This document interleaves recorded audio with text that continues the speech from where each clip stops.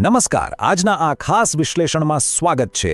જરા વિચારો, ઉનાળાનો સમય હોય, એસી સતત ચાલતું હોય અને દર મહિને આવતું 5000 રૂપિયાનું બિલ અચાનક ઘટીને માત્ર 200 રૂપિયા થઈ જાય તો સાંભળવામાં કોઈ જાદુ જેવું લાગે છે ને? પણ આ કોઈ જાદુ નથી. આ છે પૃથ્વીના કુદરતી તાપમાનનો ઉપયોગ કરતી એક જબરદસ્ત વૈજ્ઞાનિક પદ્ધતિ. આજે આપણે ચર્ચા કરીશું અર્થ એર ટનલ એટલે કે EAT સિસ્ટમની. એક એવી કમાલની વ્યવસ્થા જે કોઈ પણ ભારે મશીનરી કે મોટા બિલ વિના આપણને ગરમીમાં મસ્ત રાહત આપે છે. તો ચાલો ફટાફટ આજના આપણા એજન્ડા પર નજર કરીએ. સૌથી પહેલા આપણે જોઈશું પરંપરાગત એસીનો ખર્ચ. ત્યારબાદ આ અંડરગ્રાઉન્ડ મિકેનિઝમ ખરેખર કામ કેવી રીતે કરે છે. પછી સમજીશું EATનું અર્થશાસ્ત્ર, દુનિયાભરમાં મળેલી તેની સફળતા, અમુક પડકારો અને તેના ઉકેલો. અને હા, છેલ્લે એ પણ જોઈશું કે આ સિસ્ટમે મોટાભાગની કુલિંગ ઇન્ડસ્ટ્રીની ઊંઘ કેમ હરામ કરી નાખી છે. વિભાગ 1, પરંપરાગત એસીનો ખર્ચ, વધુ પાવર અને ટૂંકું આયુષ્ય. જુઓ, ઉનાળાની કાળઝાળ ગરમીમાં હવે એર કન્ડિશનર કોઈ લક્ઝરી નથી રહી, એ એક જરૂરિયાત બની ગઈ છે. પણ તેની સાથે આવતા વીજળીના તોતિંગ બિલો અને ભારે પાવર કન્ઝમ્પશનની સમસ્યાથી આપણે સૌ વાકેફ છીએ.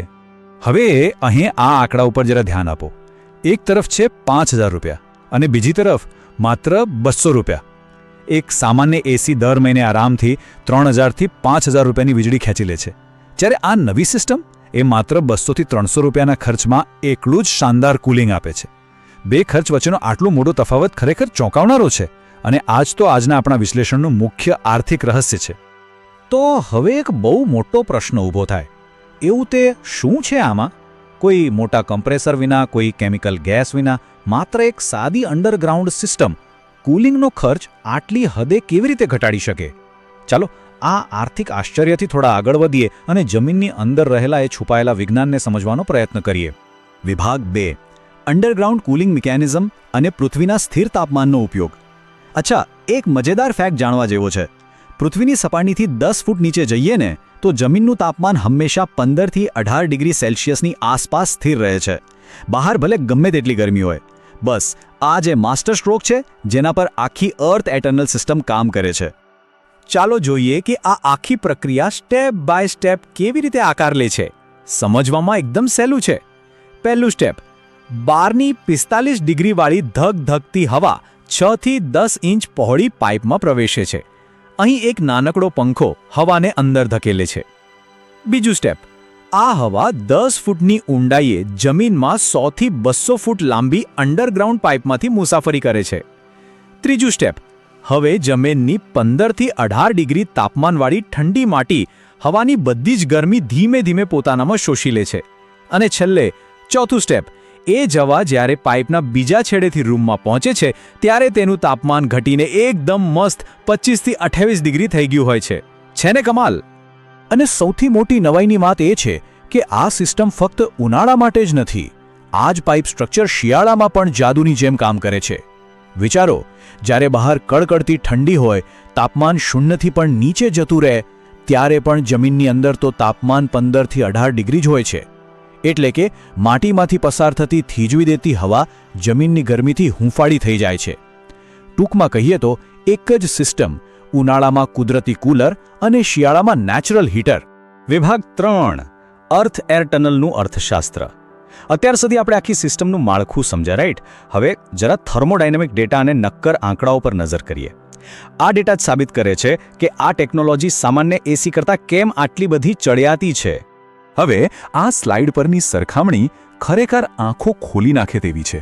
સામાન્ય સ્પ્લિટ એસીનો COP એટલે કે કોઇફિશિયન્ટ ઓફ પરફોર્મન્સ માંડ 2.5 થી 3ની આસપાસ હોય છે, અને એના મોટા કમ્પ્રેસરને ચલાવવા 1.5 થી 2 કિલોવોટ પાવર જોઈએ. એની સામે એક સારી રીતે ડિઝાઇન કરેલી અર્થ એર ટનલનો COP 10 થી 12 સુધી પહોંચી શકે છે. અવિશ્વસનીય, બરાબર ને? મોટા કમ્પ્રેસરની જગ્યાએ હવાને ખેંચવા માટે માત્ર એક નાનકડો પંખો વપરાય છે, જે ફક્ત 200 થી 300 વોટ પાવર વાપરે છે. આ 10 થી 12 ગણી વધારે કાર્યક્ષમતા જ એનું મુખ્ય કારણ છે કે 5000નું બિલ ઘટીને સીધું 200 રૂપિયા થઈ જાય છે. તો હવે જોઈએ વિભાગ 4, વૈશ્વિક સફળતાની વાર્તાઓ. હવે કદાચ એવું લાગે કે આ બધું તો ખાલી થિયરીમાં જ સારું લાગે છે, પણ ના, આ કોઈ હવામાં કરેલી વાતો નથી. વાસ્તવિક દુનિયામાં મોટા મોટા આર્કિટેક્ચર પ્રોજેક્ટ્સમાં આ પદ્ધતિનો બહુ સફળતાપૂર્વક ઉપયોગ થઈ રહ્યો છે. ચાલો કેટલાક ઐતિહાસિક ઉદાહરણો જોઈએ. અહીંના ડેટા અત્યંત પ્રભાવશાળી છે. આ બતાવે છે કે સિસ્ટમ અલગ અલગ આબોહવામાં પણ જબરદસ્ત કામ કરે છે. જેમ કે કેનેડાના એડમન્ડનમાં આવેલ 28 માળનું એપિક ટાવર. ત્યાં આ સિસ્ટમથી 60% જેટલી ઊર્જાની બચત થાય છે. બીજું ઉદાહરણ ઝિમ્બાબ્વેના હરારેમાં આવેલ ઈસ્ટગેટ સેન્ટર. આ આખું બિલ્ડિંગ ઉધઈના રાફડાની ડિઝાઇનથી પ્રેરિત છે અને ત્યાં પરંપરાગત એસીનો ઉપયોગ સંપૂર્ણ શૂન્ય છે, એકદમ ઝીરો. અને આપણા ભારતની વાત કરીએ તો રાજસ્થાન જેવા આકરા રણ પ્રદેશમાં પણ મોટી ઇમારતોને ઠંડી રાખવા માટે આ પદ્ધતિથી 75% જેટલી ઊર્જા બચાવવામાં આવી છે. વિભાગ 5 સિસ્ટમના પડકારો અને ઉકેલો. હવે એકદમ તટસ્થ રીતે વાત કરીએ તો દરેક સિક્કાની બે બાજુ હોય છે. એ જણાવવું પણ ખૂબ જરૂરી છે કે આ ટેકનોલોજીમાં કેટલાક ગંભીર જોખમો પણ રહેલા છે. જો આ સિસ્ટમ બનાવવામાં નાની અમથી ભૂલ થાય તો માળખાકીય અને આરોગ્ય સંબંધિત બહુ મોટા પ્રોબ્લેમ્સ ઊભા થઈ શકે છે. આ બે મોટા જોખમોને જરા સમજીએ. પહેલું છે ફંગસ. જ્યારે 45 ડિગ્રીની ગરમ હવા પેલી ઠંડી પાઇપને મળે છે ત્યારે ભેજ પાણીના ટીપામાં ફેરવાય છે. ફ્રિજમાંથી બહાર કાઢેલી ઠંડી બોટલની બહાર જેમ પાણી બાજી જાય છે ને, બિલકુલ એમ જ. જો પાઇપમાં ઢાળ ન હોય તો આ પાણી જમા થાય છે અને ત્યાં ફંગસ ઉત્પન્ન થાય છે. તમને જાણીને આંચકો લાગશે કે 2005માં બેલ્જિયમના એક ઘરમાં આ જ ભૂલ થઈ હતી અને આખું ઘર બરબાદ થઈ ગયું હતું. બીજું અને વધુ ગંભીર જોખમ છે રેડોન ગેસ. આ એક ગંધહીન અને રંગહીન રેડિયો એક્ટિવ ગેસ છે જે જમીનની અંદર જોવા મળે છે. જો પાઇપમાં લીકેજ હોય તો તે ઘરમાં પ્રવેશી શકે છે અને લાંબા ગાળે ફેફસાના કેન્સર જેવી ગંભીર બીમારીનું કારણ બની શકે છે. પણ ચિંતા કરવાની જરૂર નથી. આ જોખમો યોગ્ય એન્જિનિયરિંગની મદદથી પૂરેપૂરા નિવારી શકાય છે. સૌથી પહેલો અને સ્માર્ટ ઉકેલ એ છે કે પાઇપમાં ઓછામાં ઓછો 2%નો ઢાળ રાખવો અને નીચેની તરફ એક ડ્રેનેજ પોઇન્ટ બનાવવો, જેથી બધું જ પાણી જાતે જ બહાર નીકળી જાય. પેલી ફંગસની સમસ્યા જ ખતમ. રેડોન ગેસના જોખમ માટે અત્યંત ઉચ્ચ ગુણવત્તાવાળી HDP પાઇપ વાપરવી ખૂબ જરૂરી છે, જે એકદમ લીક પ્રૂફ હોય. આ ઉપરાંત સલામતી ખાતર દર 2 થી 3 વર્ષે રેડોન ટેસ્ટિંગ કરાવવું પણ ખૂબ મહત્વનું છે. યોગ્ય આયોજન હોય તો જોખમો સંપૂર્ણપણે કાબૂમાં રહી શકે છે. વિભાગ 6 HVAC ઇન્ડસ્ટ્રીમાં ઉથલપાથલ. આ સિસ્ટમ દરેક જગ્યાએ કેમ નથી? હવે આ બધું સાંભળ્યા પછી મનમાં એક બહુ વ્યાજબી પ્રશ્ન થાય કે જો આ અર્થ એર ટનલ સિસ્ટમ આટલી બધી સસ્તી, લાંબો સમય ચાલનારી અને આટલી અસરકારક છે તો પછી દરેક ઘરમાં કેમ નથી જોવા મળતી? ચાલો આ મોટા સવાલનો પણ જવાબ શોધીએ. સૌથી અગત્યનો મુદ્દો એ છે કે આ સિસ્ટમ એક બહુ મોટા બિઝનેસ મોડલના મૂળિયા હલાવી નાખે છે.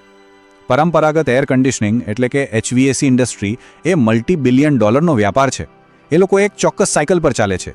પહેલાં એસી વેચો, પછી વાર્ષિક સર્વિસિંગના પૈસા લો, થોડા વર્ષોમાં ગેસ રિફિલ કરાવો અને 10-12 વર્ષ થાય એટલે કહી દો કે મશીન જૂનું થઈ ગયું છે, નવું લઈ લો. આ ચક્ર સતત ચાલતું જ રહે છે. પણ EAT સિસ્ટમની વાસ્તવિકતા સાવ અલગ છે. એને એકવાર ઇન્સ્ટોલ કરો પછી 50 થી 100 વર્ષ સુધી જોવાની જરૂર નથી પડતી. કોઈ કમ્પ્રેસર ખરાબ થવાની ઝંઝટ નહીં, કોઈ ગેસ ભરવાની મગજમારી નહીં. હવે સામાન્ય રીતે જ વિચારો, આ વારંવાર આવતી આવક વગર મોટી કંપનીઓ માટે તો આ નુકસાનનો સોદો છે ને. બસ એટલા માટે જ કદાચ આનું એટલું માર્કેટિંગ નથી થતું. પણ વ્યાપાર અને નફા નુકસાનથી થોડો ઉપર ઉઠીને પર્યાવરણની વાત કરીએ તો અહીં એક બહુ જ ઊંડો વિચાર આપેલો છે. અર્થ એર ટનલ માત્ર એક ટેકનોલોજી નથી, તે એક એવી ફિલોસોફી છે જે કહે છે કે પ્રકૃતિ સામે લડવાની કોઈ જરૂર નથી. સામાન્ય એસી શું કરે છે? એ ઓઝોનને નુકસાન કરતા ઝેરી ગેસ છોડે છે અને તમારા ઘરની અંદર ઠંડક કરવા માટે બહારના વાતાવરણમાં ગરમ હવા ફેંકે છે. એટલે આપણા શહેરો વધારે ને વધારે ગરમ થઈ રહ્યા છે. આપણે પહેલા સિમેન્ટના જંગલો બનાવીએ છીએ અને પછી તેને ઠંડા રાખવા પ્રકૃતિની વિરુદ્ધ જઈએ છીએ. જ્યારે આ EAT સિસ્ટમ એ પ્રકૃતિની સાથે તાલમેલ સાધીને જમીનની જ ઠંડકનો ઉપયોગ કરીને આપણને રાહત આપે છે. તો અંતે આ સંપૂર્ણ વિશ્લેષણ પછી એક વિચારવા જેવો પ્રશ્ન ચોક્કસ થાય કે શું આધુનિક સમયની આ કુલિંગ ક્રાઇસિસનો સૌથી શ્રેષ્ઠ, સૌથી સસ્તો અને પ્રદૂષણ મુક્ત ઉકેલ આટલા વર્ષોથી આપણા પગ નીચે જમીનમાં છુપાયેલો હતો? આવનારી પેઢીઓ માટે અને આપણા પર્યાવરણના રક્ષણ માટે આવા સસ્ટેનેબલ અને ટકાઉ વિકલ્પો તરફ વળવાનો આનાથી શ્રેષ્ઠ સમય બીજો કોઈ નથી. આજના વિશ્લેષણમાં જોડાવા બદલ ખૂબ ખૂબ આભાર. આશા છે કે આ નવી માહિતી એક ટકાઉ ભવિષ્યના નિર્માણમાં ચોક્કસ ઉપયોગી સાબિત થશે.